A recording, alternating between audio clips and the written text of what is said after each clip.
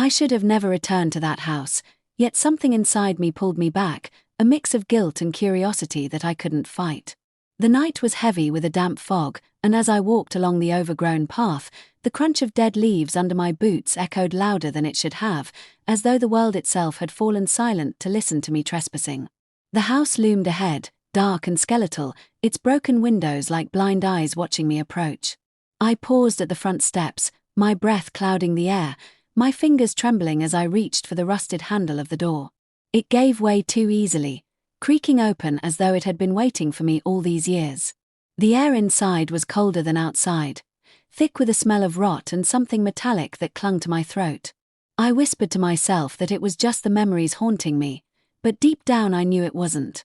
Every shadow seemed to shift, curling at the edges of the broken furniture and peeling wallpaper, as though alive, as though aware of me. I told myself to stay strong, that I had to face this place, that I needed to know the truth of what happened that night. My footsteps were muffled by dust, but still they seemed too loud, almost mocking me. Then came the first sound, a soft thud upstairs, slow, deliberate, like someone dragging their foot. My heart hammered, but I swallowed the fear and climbed the staircase, each step groaning under my weight. The second floor smelled worse, the metallic tang sharper, and in the dim light that filtered through a shattered window I saw streaks on the wall, dark and smeared, as though painted with trembling hands.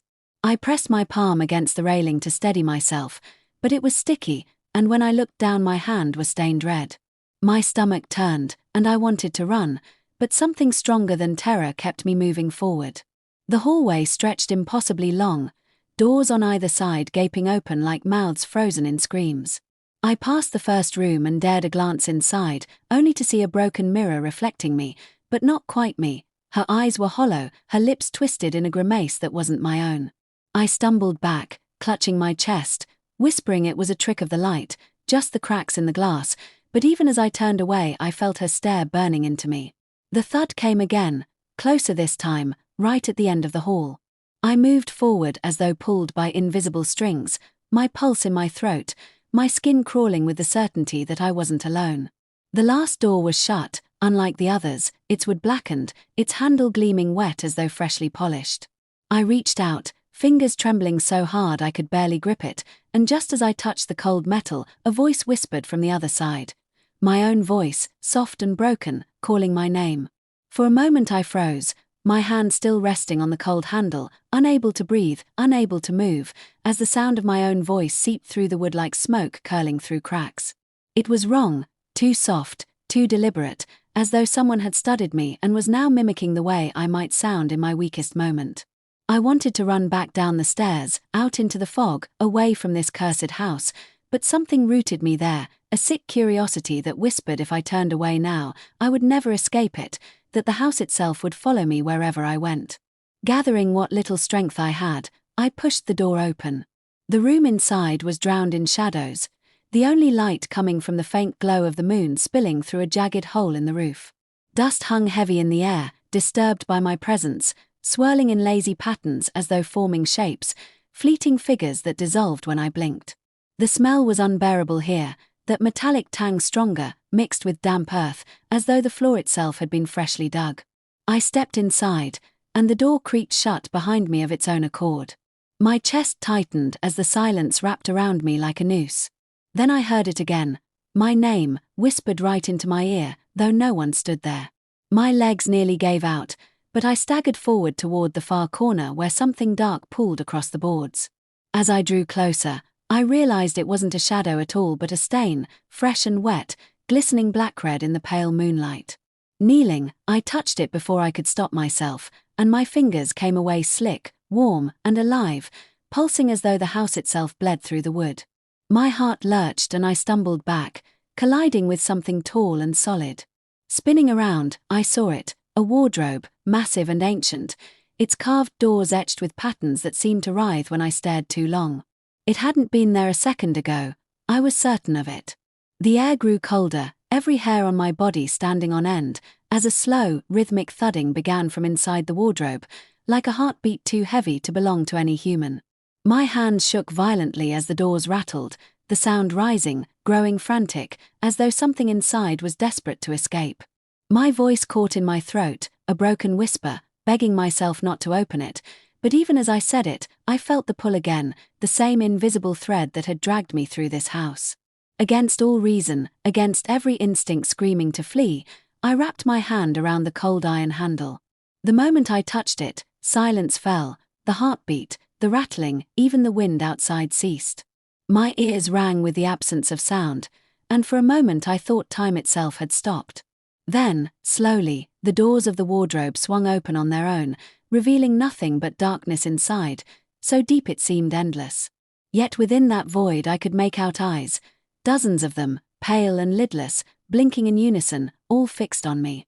I stumbled back, slamming into the stained wall, but the wardrobe's darkness spilled forward like ink spreading across water, crawling toward me with grasping fingers of shadow.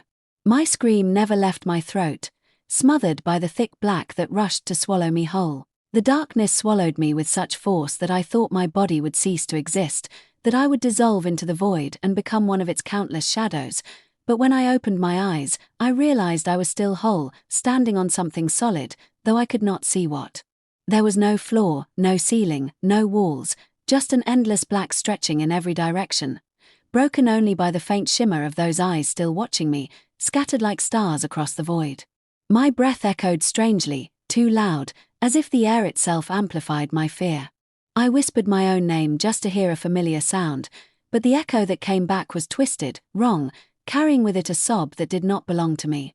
I tried to move, to take a step, but the ground beneath me pulsed like flesh, and I stumbled forward, feeling its sick rhythm through the soles of my shoes.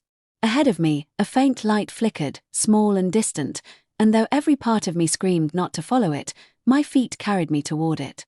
The light grew as I drew closer, shaping itself into the outline of a door, the same door I had opened on the second floor of the house, yet here it stood alone in the void, floating in nothingness.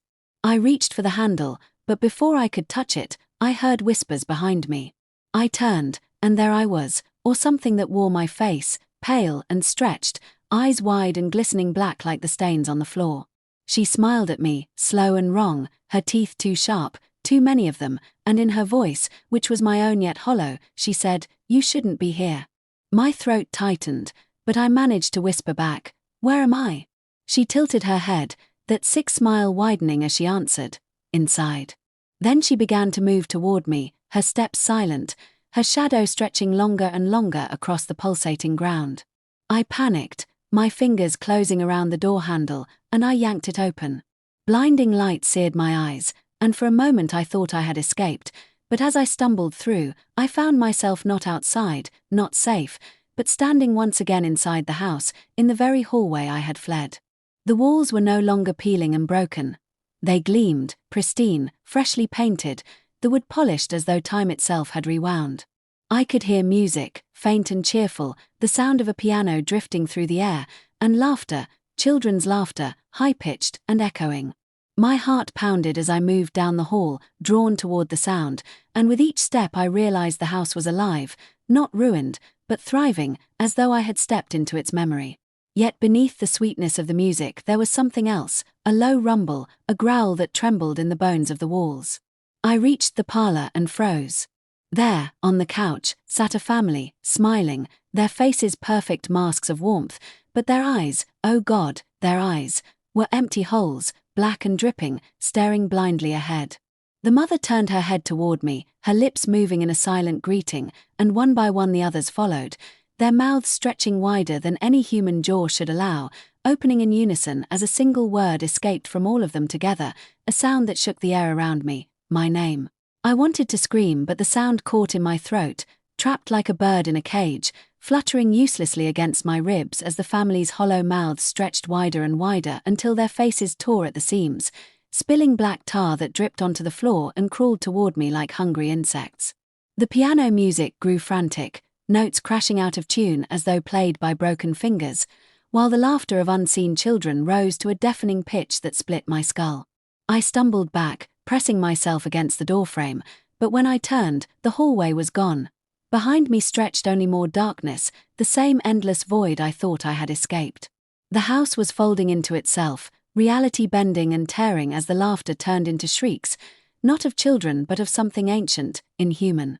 The family rose from the couch in perfect unison, their movements jerky, wrong, as though they were marionettes tugged by invisible strings. Their eyeless faces tilted toward me, and in one voice they whispered, "Stay." My legs refused to obey me, frozen as though the floor itself clutched my ankles. I closed my eyes, whispering to myself that it wasn't real, that none of this was real, but when I opened them, the room had changed again.